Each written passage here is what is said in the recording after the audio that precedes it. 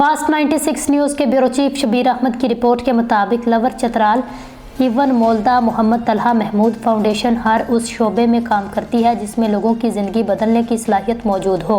इसी सोच को लेकर आगे चल रहे मोहम्मद तलहा महमूद फाउंडेशन ने चतराल के तालीमी मैदान में आज पहला प्रोजेक्ट मुतारफ़ कर दिया है। आज लोअर चतराल के इलाके इवन मोलदा के गवर्नमेंट मिडिल स्कूल में मोहम्मद तलहा महमूद फाउंडेशन की मावनत से बच्चों के लिए कंप्यूटर लैब खोला गया।